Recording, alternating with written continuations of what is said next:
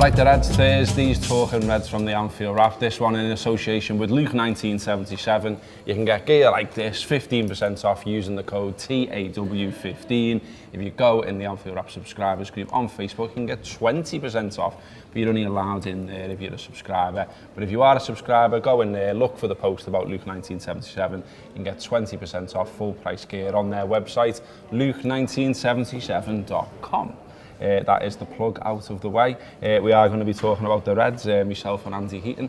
And the big thing, and I'm so glad this man has said what he said. I've seen a lot of people on the back of Liverpool losing 3 games in all competitions for the first time since the days of Brendan Rodgers, the first time in 6 years. On the back of that, people are saying, if we only win the league, it's disappointing. Who are you? What are you talking about? All right, Delia. Do you know what I mean? I honestly, it absolutely booms my head, this shit. Because we've been waiting for 3 decades to win this bastard. We're finally going to win it. And people are pouring water on it. You fucking what? Like, I understand if it's an Arsenal fan or if it's a Man United fan and they want to protect their weird little things that they've done in the past. Great. We're going to win the league in the here and now for the first time in 30 years. I've been waiting to see that pretty much all my adult life, so it'll do for me. Will it do for you, lad? I might just settle for it, to be honest with you. Yeah, it'd be all right, wouldn't it? Liverpool is going to go off when it finally happens. We've had all these close calls, we've had lots of great players who've played for us who didn't win it, and Virgil van Dijk has been asked about it, and he said, just end up with the Premier League. Yeah, just. It's just a small thing, is it? We also won the Super Cup and the Club World Cup. In life, there are people that are not always satisfied. I'm focusing on the good things. We are in a very good situation. Fucking is right, Big Virg. I don't get it, and this isn't me attacking people's opinions, because you know what, I'd like to think as I'm getting into my dotage, could spend my time better than arguing with the people on social media. Shall we say, yeah. Have you noticed I don't do it anymore? Anyway, no, I don't know where it's come from though, and I'll be honest with you, and if this upsets someone, then sound, but it all just seems a little bit contrived to me. Like, you know, we've had nothing to moan about, so here's this thing. It's like some Jordan Henderson's in the best form of his career, and oh, guess what? Since he's not been in the side, Liverpool have lost a few games, so you can't have a go with Henderson for it. There's always like this thing, there's always, and you can see it turning. It's like Naby Keita's not had the impact we all expected him, but he's the latest hobby horse, and it'll be Minamino next, and Origi. I mean, some of the stuff that's been said about Origi the past weekend off the back of this, fine, fair enough, long term, he might not be good enough for Liverpool Football Club, but you know what? The lad scored in a European Cup final, the lad scored 2 against Barcelona in a European Cup semi-final when we were written off, the lad scored more goals against Everton than ever have against us for 5 years. There you go. So, you know, I understand, and this is a bigger argument, a bigger cultural thing, I understand the vacuum and the space that social media and stuff like that gives people, and everyone's got a voice and all that. But just because you've got an arsehole doesn't mean you've got to fart all day. Just saying. Philosophy from Andy Heaton. I mean, I think there is a thing in that though, in that, you know, like there is a media-driven thing where it was like, it almost become boring to talk about Liverpool were going to win the league because there's so many points clear, because they've beaten every side. Every other club in Europe puts propositions with us right now. End of story. But I think it was almost like, well, you know, the likes of Sky Sports, the likes of the mainstream media, even us to an extent, we were like, okay, well, what else can we talk about? And we were like, okay, well, we could win a treble, we could go unbeaten, we could break this record, that record, that record. And now that an expectation was almost set for those things, and when you're going to achieve it, it's like, bit of a disappointment. Tell you what. It's not disappointing. Listen, 11 of the 18 titles that Liverpool have already won, we only won the league in those seasons. And you know what? It was all right. The fellas that you talk about, you were alive to see them, loved it. You know, they loved supporting Liverpool then. It was great being top of the tree. It would be great to be top of the tree once more. I can't wait for it. I can't wait to see the celebration. The pint when we've won it. But that's what I'm saying. I'm not getting into who's in the ground, who's out the ground. Just anyone. You ask anyone who's a Liverpool fan on the day we win the league whether they feel like it's all been a big letdown. It's not a letdown. Virgil van Dijk's right. If you're moaning and griping about what's going on at the moment and the fact that we're not going to win 10 million cups in one season, you're wrong. I've also seen the FSG take slowly coming back in as well. Oh, they should have invested in the summer. See, I'm saying I'm not arguing about people on social media. I'm just not responding when actually, you know. People have emerged again from under stones. I've noticed that as well. I mean, I'm not going to give them You know, I'm not going to say his name because he's a fucking tit. But there's a lad on Twitter who just loves moaning about Liverpool. That's all he does. He never has anything positive to say about Liverpool. Never has anything positive to say about anybody who talks about Liverpool. Permanently has to go about everyone who reports on Liverpool. And I've seen him. We need goals. We need more goals in midfield. This, you know, it's been papering the cracks. What we've been doing. Papering the fucking cracks. I mean, look, we did a podcast yesterday where we were talking about Timo Werner potentially coming, about other recruits potentially coming. I'm bang into that idea. I'm always up for the idea that you improve from a base of where you were winning anyway. Bang up for that. But the idea that was somehow shit and like, you know, 3 defeats has shown that up. I mean, I'm trying to write a piece right now saying the 3 defeats aren't even the same. You know, one is the first leg of a Champions League game where they score a scruffy goal after 4 minutes and then they give it absolutely beans for 90 minutes at home, knowing that's their best way of getting through.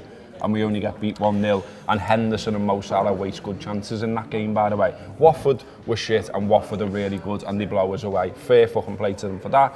And then the other night, that could have been a different game. Kepa makes 3 saves in about 10 seconds. We make a mistake. We make a mistake. Our goalkeeper makes a mistake. It's not like you couldn't see how Liverpool could win it. My biggest problem with all of this, and I've never really thought about it until sitting down and doing this now, is the lack of respect for what this team has achieved. I know, it's mad. I mean, you look back at where we are now, what we've achieved, the European Cup, 17 unbeaten, 18 unbeaten.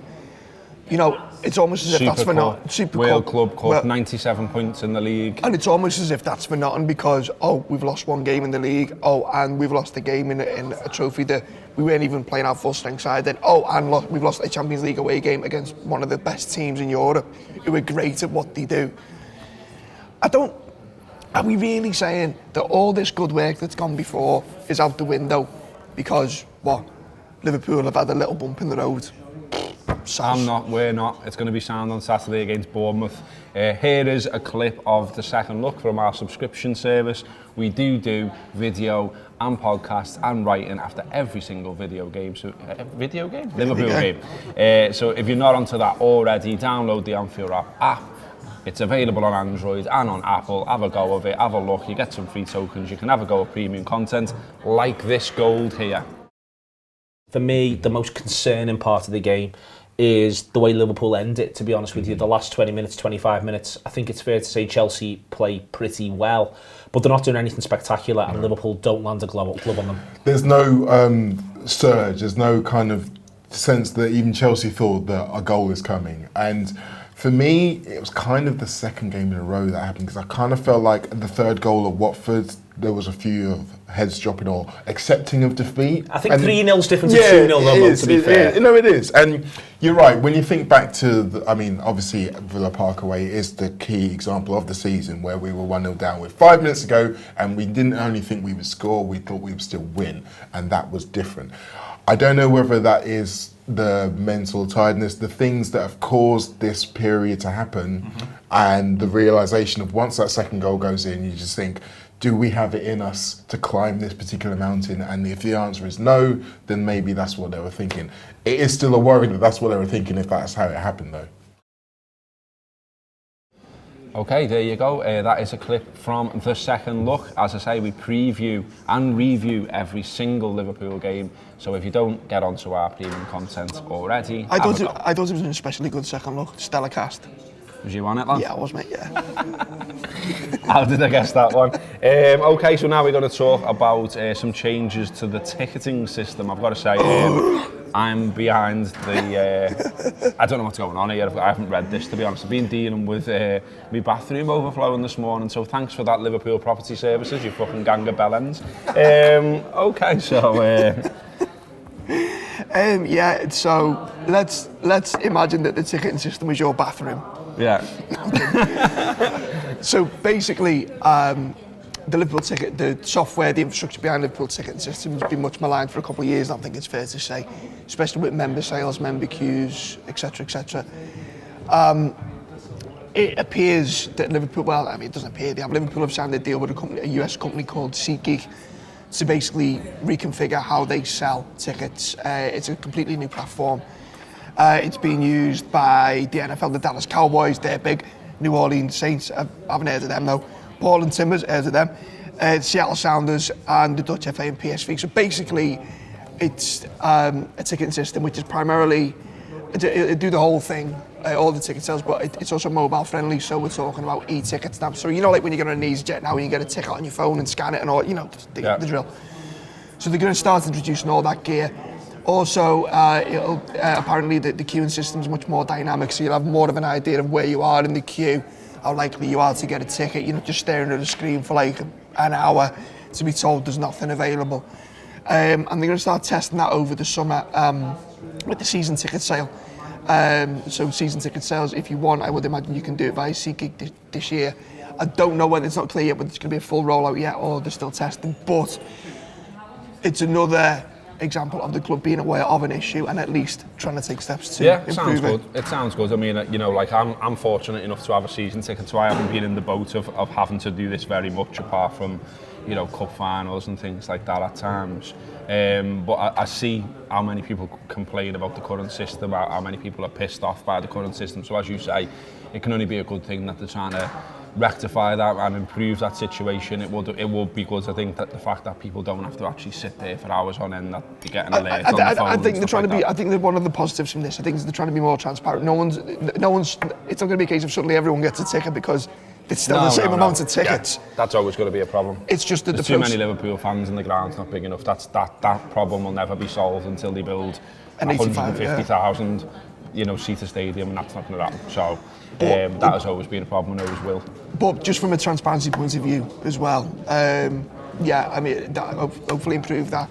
So hopefully it would just be a better experience for everyone. Look, I'm a season ticket holder, so I know how fortunate I am to have a season ticket. But as you said, we've got friends who are members and they struggle to get tickets, and the whole thing's kind of it's more the muddiness of it. There's very little clarity about how the system works, where they're launching this thing now, and they're trying to maybe give a little bit more information about how it works. So hopefully it's a success, but we'll see how it goes. Yeah, we certainly will, and we'll talk about it. And we'll get people in who experience it and all that things, the usual stuff. We do stuff around ticketing quite a lot, and I'm sure we will do again. Every day we ask for a question on Talking Reds. You can leave a question in the comments. We'll have a look overnight tomorrow morning, and we'll ask it tomorrow on Talking Reds. The one from yesterday's comments then that has been chosen by Joshua Sexton is Andy. It doesn't say Andy, but I'm just throwing him under the bus. It may as well. Andy, is the app fully up and running again? Right, serious face, because in fact this has been a massive challenge for all of us. So I'll try and be as clear as I can. The app is up and running. See you later, lad. So the app is up and running, and the website is up and running. Now there's still a couple of issues that we're tidying up, and we're moving as we go, and access issues. So if you've got any access issues, email help at the Anfield Wrap, we'll have a look at the accounts. We are confident that in the high 90 percentages of people who should have access have now got access. The shows have been going out, both the videos and the audio, on the app for the past 36 hours. And they've been, and they've been hitting the app fine, and they've been going through. There's still a couple of snaggles on the website, like upgrading accounts and all that stuff. And again, if you try and upgrade your account and can't, email in, we'll deal with that. We are making progress. We will put something out when we're finally happy with everything and everything's back up to speed. And again, we can only apologise for all the messing around. The fact of the matter is, we made a decision a while ago to try and improve our infrastructure because we were getting into capacity, and that path has proven a little bit more tricky than what we anticipated. But off the back of that, we know now we're more aware of what to look for. We will be more agile going forward. This is like, not to sound like a Tory, but this is the pain that we've had to go through, and use as well, and we appreciate that, to get to where we are. Could it be managed better? Possibly, but hindsight's always 20/20. So to answer the question, the app is up, it is working. If you can't get access, let us know, and we'll look into it as soon as we can. Yeah, and thanks for your support, and thanks for persevering with us through what has been a bit of a ball ache period, because we totally get it that you've got your ways of listening, that you've got your apps that you use, including the Anfield app, that you download shows, listen to them when you're walking dogs, when you're at the gym, when you're in the car or whatever. and because you've had to go somewhere else to find the shows during this period, it's been a little bit of a bore, like from your usual routine. Totally get it, apologise, thanks for sticking with us. We are now hopefully returning to normal, and it'll be totally sorted and boss and back to normal, ready for Liverpool winning number 19, because that's a good thing. Virgil van Dijk is right.